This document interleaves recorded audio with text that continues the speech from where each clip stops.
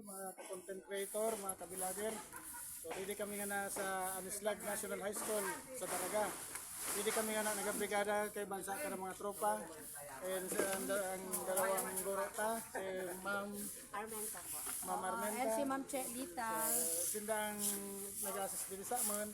Kay bang tropa sa ng Gama Upsilon, kay basang tropa sa ng GBI. Alpacaparo. So, good morning. So, ano man tayo, mamasabihin nyo san sa muna servisyo dito sa National High School sa Anislag. Oo, salamaton po sa mga Uragon Guardians, kadakil po ninda, naka-uniform pa, grabe so katabangan, grabe po ang mga kahoy na pinag-front ninda. And syempre pati ang palibote, nagrunliwanag na. Hindi na po kami matakot na ayun, tiba na yun naman kaya magpura na last bigla.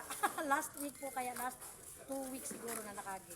May alas po na nakilo na nakuhaan po dito sa aman. So para maibitra na po yan to, nalagad po kaming tabang dito sa mga Uragon Guardians, sa iba pang mga fraternity groups, sa Gama Upsilon, sa Alpacaparo, and ano po, kanakol po na nagkarabang. Salamat pong marami. So, good morning. So, yan ang sa ato na teacher dito sa Brigada Eskwela Coordinator po ako. Brigada Eskwela Coordinator ng Anislag National High School.